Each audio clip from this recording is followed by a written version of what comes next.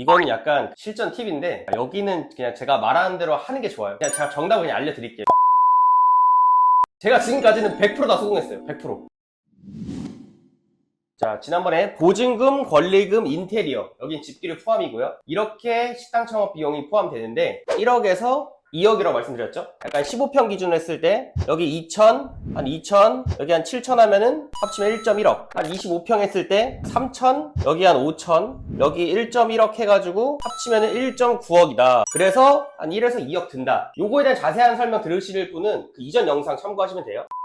권리금에 대해 설명을 드려볼게요. 자, 권리금. 이거는 장사를 해보신 분이거나 장사를 좀 관심 있어 하시는 분만 아는 개념이에요. 왜냐면은 우리가 평상시에 살면서 권리금이라는 단어를 쓸 일은 별로 없거든요. 장사할 때만 쓰는데 이거는 약간 그냥 최대한 쉽게 풀어서 설명을 드려볼게요. 권리금은 그냥 자리값이다 라고 보시면 돼요. 그래도 이제 장사하시는 분들은 꼭 알아야 되는 개념이니까 제가 좀 최대한 쉽게 설명드려 볼게요. 권리금은 자리값이다. 자, 이게 어떤 의미냐면은 예를 들어 제가 여기에서 제가 장사를 하고 있어요. 장사. 사람들이 이 길에 막 엄청 왔다 갔다 해. 엄청 왔다 갔다. 그러면 장사가 잘 되고 있는데 누가 나한테 와가지고 나 거기서 장사할래요. 자리 좀 주세요 하면 그래 흔쾌히 이렇게 주겠어요?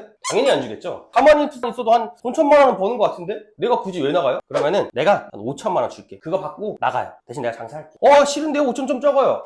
그럼 오케이 7천. 그 정도면 괜찮은 것 같아요. 콜 해서 생기는 이런 시세가 권리금이에요. 그래서 이 자리를 밀어내는데 드리는 돈이에요. 권리금은 누구한테 돈을 줘야 되고 또 보증금은 누구한테 돈을 줘야 되고 이게 약간 헷갈리신 분들 있거든요. 언제 헷갈리냐면은 부동산에서 계약 쓰실 때 헷갈릴 거예요. 꼭 이해를 하시고 들어가야 돼요. 그래야지 나중에 왜 나는 얘한테 돈 주고 난 얘한테 돈 줘? 약간 이런 식으로 헷갈리지 않거든요. 근데 이것도 제가 그림으로 최대한 쉽게 설명드려 볼게요. 건물주가 있어요. 예비 창업자 임차인이라고 하는데 제가 건물주한테 주는 게 보증금 그리고 임대료예요. 월세죠. 자, 근데 지금 장사를 하고 있는 그 사장님 있죠. 그 사람한테 주는 게 권리금이에요. 그래서 어떤 일이 벌어지냐면은 계약서를 2개 써야 돼요. 임대차 계약서를 써야 되고 권리 계약서를 써야 돼요. 그래서 계약서를 2번 써야 되고 보증금은 건물주한테 줘야 되고 권리금은 임차인, 그러니까 이전 사장님한테 줘야 돼요. 계약금도 보통 보증금, 권리금, 계약금 각각 주는데 가끔 이런 분 있어요. 나 계약금 냈는데 왜 또 계약금을 내야 돼요? 다른 거예요. 보증금에 대한 계약금하고 권리금에 대한. 그래서 계약서를 2번 쓰게 된다. 이 구조를 알아야지 나중에 계약 쓸 때 헷갈리지 않아요? 부동산에 가서 알아봤는데 권리금에 대해서도 부동산 중개인이 돈을 좀 요구하는 경우가 있더라고요. 이런 경우는 어떻게 대처를 해야 될까요? 부동산 중개 수수료는 보통 여기서 발생해요. 여기서 임대차 계약서 쓸 때 발생하는 거예요. 이 권리금 계약서를 쓰면서 나 권리금 협상 대신해줬으니까 돈 줘 라고 하는 부동산 중개업자가 있는데 그때 초장에 그냥 안 된다고 해요. 그거 없다. 그런 게 어딨냐. 그거는 실제적으로 보장되는 거 아니에요. 우리가 줘야 되는 금액이 이게 다지. 얘는 뭐냐면 그냥 자기 그냥 고생했으니까 고생값 달라 이거예요. 저희 기준으로 봤을 때는 이런 거 달라고 하는 데가 종종 있거든요. 한 30% 정도? 그러니까 달라고 하는데 그때 저희 단칼이 안 된다고. 그러면 권리금 3천 이상 깎아와라. 그럼 내가 몇백 챙겨주겠다. 이 정도까지는 하는데 원래 안 주는 게 정상이다. 이렇게 이해하시면 돼요. 그럼 이제 권리금은 이게 조절이 가능한 거잖아요. 그럼 혹시 저 중개 수수료도 사실 만만치 않은 부분인데 약간 내고 같이 깎아볼 수 있는 방법이 있을까요? 이거는 약간 실전 팁인데 여기는 그냥 제가 말하는 대로 하는 게 좋아요. 그냥 제가 정답을 그냥 알려드릴게요. 첫 번째로 중개 수수료는 어느 정도 나오냐면은 딱 한 달치 임대료라고 보시면 돼요. 대충 그냥 느낌만 잡으시라는 거예요. 3천에 300짜리 들어갔다? 그럼 중개 수수료는 대충 300 정도 나와요. 그거는 그냥 깔고 들어가시면 돼요. 계산해 봐야 되는데 그건 차치하고 그냥 느낌만 가야 되니까 그 부동산에서 0.9%를 적용해요. 0.9%.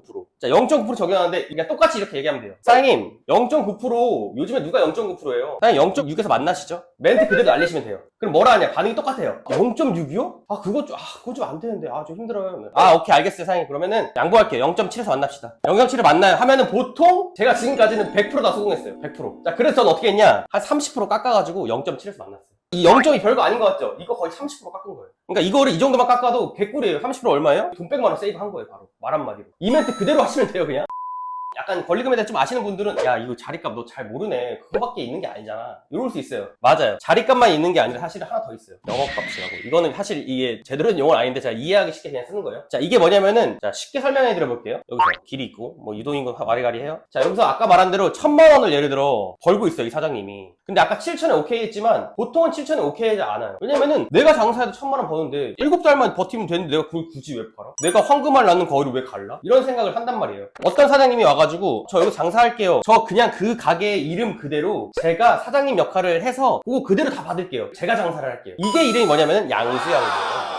양수양도를 하게 되면은 그 A라는 가게 이름을 그대로 살려서 내가 들어가는 거예요. 아까는 A라는 가게를 폐업시키고 내가 B라는 가게를 차리는 건데 지금은 A라는 가게를 내가 그대로 들어가는 거예요. 자, 그러면 얘를 양수양대 했을 때 얼마를 받아야 되냐? 자, 이것도 궁금하실 거예요. 그러면 얘 1,000만원짜리 버는데 얼마를 가져가 인수가 되는 거냐? 12개월에서 18개월 수익으로 가요. 뭐 24개월도 있긴 한데 브랜딩이 엄청나게 돼 있지 않는 이상 24개월을 받기 쉽지 않아요. 그럼 얼마예요? 1,000만원이니까 1.2억에서 한 1.8억에 대한 권리금을 주고 가져와야 돼요. 여기다가 아까 보증금 한 2천에서 3천 정도 더 들어오면 한 2억 정도의 이거를 인수하는 거죠. 정리하면은 권리금은 그냥 자리값하고 영업값으로 가는데, 자리값은 그냥 읽은 대로 그 자리에 있는 값, 영업값은 양수양도할 때 주는 값인데 대충 12에서 18개월 정도 이익을 줘야 된다. 자리값이랑 영업값을 말씀하셨는데 인터넷으로 좀 알아봤더니 시설값을 받는 데가 따로 있더라고요. 그런 시설 권리금 같은 경우는 통상적으로 받나요? 사실 시설 권리금이라는 게 그냥 자리값의 일종이에요. 예를 들어 주방 짓기, 냉장고 이런 거는 쓸 수 있잖아요. 그거 다 줄 테니까 나 이거 어느 정도 값 쳐줘 이런 거거든요. 근데 그건 어쨌든 간 A라는 가게를 폐업하고 들어가는 거죠. 그러니까 자리값 주는 건데 여기다가 그냥 좀만 얹혀줘, 그냥 그게 다예요. 값이 원래는 알아, 여기 2, 3천인 거. 근데 나 주방기기 많이 들어갔으니까 1,000만 원만 더 줘. 막 이 정도의 수준인가로 보시면 돼요.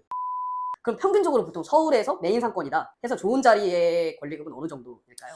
그러니까 서울, 인천, 경기 기준으로 했을 때 좀 메인 이쪽 들어가려면은 최소 1억은 넘게 줘야 돼요. 좀 좋은 데 들어가려면 솔직히 말하면은 1억 5천 정도. 만약에 권리금을 투자하겠다 그러면은 웬만한 상권에 A급 들어가요. 2층이 아니라 1층 기준이에요. 이것도 헷갈리시면 안 돼요. 괜찮은데 B급 정도면 솔직히 괜찮거든요. 아까 말씀드린 5천. 근데 여기서 이제 만약에 좀 살짝 그 유명하지 않은 상권 기준으로는 당연히 A급 들어갈 수 있어요. 엄청 좋은 상권 기준으로 했을 때 5천이면 살짝 B로 빠져야 된다. 자, C급은 그 이하 한 2천에서 3천 정도는 받아가시려 하더라고요. 여기부터는 이제 조금 뭐랄까 마케팅을 좀 잘해야 돼요. 왜냐면 자리가 빠져 있으니까 사람들이 지나가다 들어올 수는 없잖아요. 그럼 어떻게 되냐면은 멀리 있는 손님을 땡겨와야 돼요. 마케팅을 열심히 잘할 자신 있는 분만 들어가는 걸 좀 추천드려요. 그리고 뭐 D급이 있는데 뭐 무권리가 있겠죠? 이거 정답은 아니고 그때그때 막 달라요. 무권리인데 우연치 않게 뭐 B급 나올 수 있는 거고, A급인데 막 2, 3천에 들어갈 수 있는 거고, 막 이거 다 달라요. 어떤 보편적인 값을 알고 나서 그거를 들어가는 거예요. 보편적인 게 이렇다. 이 정도 시대가 된다 라고 보시면 됩니다.